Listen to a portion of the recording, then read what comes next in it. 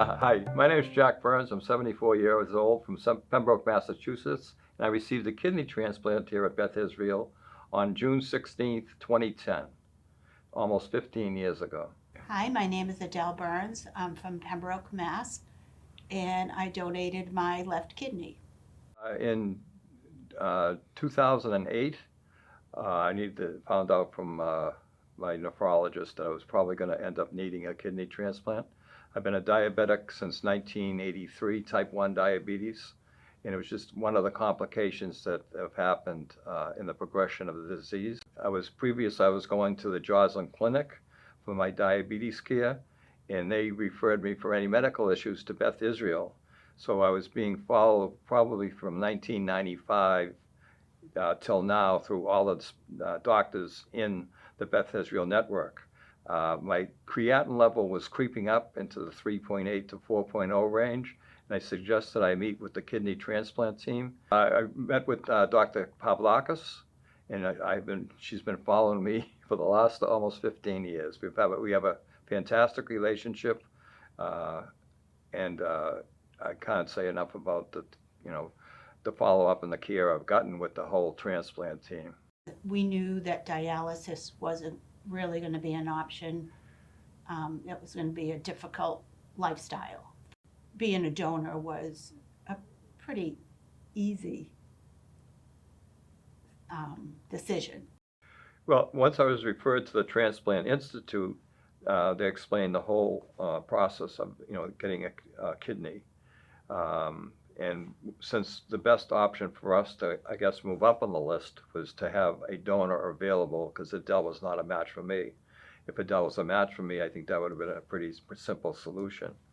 So what they explained to us what would happen is they'd have to find a donor for me and a recipient for Adele. So that process was probably going on for about 9 months, I believe, somewhere in that area. And I was told probably about 3 or 4 months before the actual transplant that a transplant has been set up. It was through the network.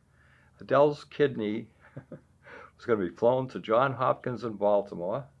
There was a donor in Johns Hopkins in Baltimore who was donating a kidney, and that was going to be flown to Brigham Women's Hospital, where there was the recipient there for that kidney, and my kidney was going to be walked across the street in the cooler from Brigham and Women's, and I was going to receive that kidney. It was all this was done behind the scenes through the network programming of getting a organ donated to me. My evaluation process included a medical exam. I went through various blood tests at different stages. I believe I had a CAT scan, x-rays, and a psych eval. I felt very comfortable. I had major surgeries dating back to 2000, all performed here at Beth Israel, so I had no concern about the care I was going to get or the whole program. After the surgery, a few weeks after the surgery, it was offered us by the transplant team if we wanted to meet our donors. And we decided, both me and Adele decided yes. So I think it was Jim Rodriguez, through the Transplant Institute department, they set up a meeting with us so we could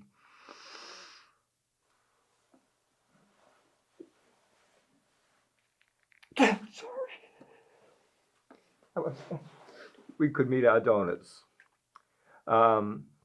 Anyway, we had the meeting, and I met my donor, and Adele met her recipient. And it was a very great meeting. It was probably the best part of the whole transplant part of it was to actually get to meet my donor. He just wanted to donate a kidney. He didn't know of anyone receiving his kidney. He just came to decide that he wanted to donate a kidney to the program. And fortunately for me, I was that lucky recipient. We've been the best of friends now for 14 years, 10 months, and 2 days. In fact, I just had a conversation with them over the weekend. I can't say enough that, and for Adele, and if Adele didn't, initiate her donation, this whole process wouldn't have started.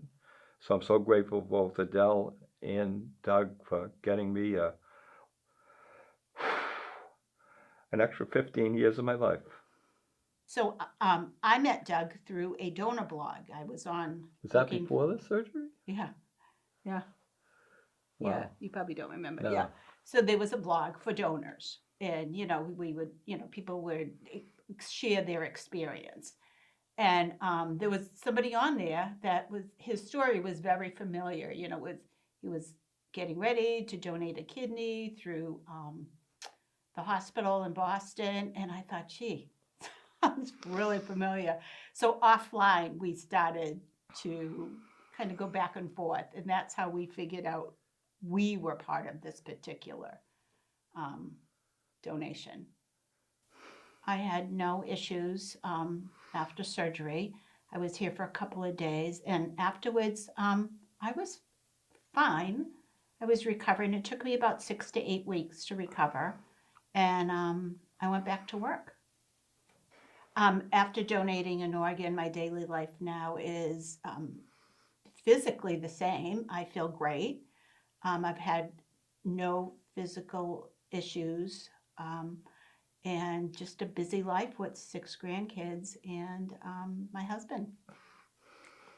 If you're able to be a living organ donor, I think you should go for it. I mean, there's, a lot of hoops that you have to be able to go through, but it's a rewarding experience. So if you can do it, go do it. A year and a day after I got my transplant, June 17th, 2011, our first grandson was. That's been one of the 6 rewarding aspects of my post-kidney transplant. After that, we've had 5 granddaughters, and our grandson is our only male in our family. And there's nothing more that I like today when I see any of them, any of the 6, they come on over, they say, "Hi, Papa." And that wouldn't have been possible for their lives and mine if I didn't get the transplant. Just another miracle of 2 people, one I didn't know, donating me a kidney so I could keep this body going. I worked down the street at a place called Fenway Park for 60 years. That's one thing the kidney transplant gave me, was another 10 years at Fenway Park. I was able to receive a kidney that made me well, and Adele really has not had any real side effect from donating the kidney. I know it's not possible with other types, but especially with kidney donation. I learned about kidney donations through Jack's evaluation. I didn't have any issues with donating. It was pretty easy decision for us. Basically, a selfish reason. I wanted him to be healthy. I wanted to give him a chance to be healthy. So, I mean, It worked. It worked.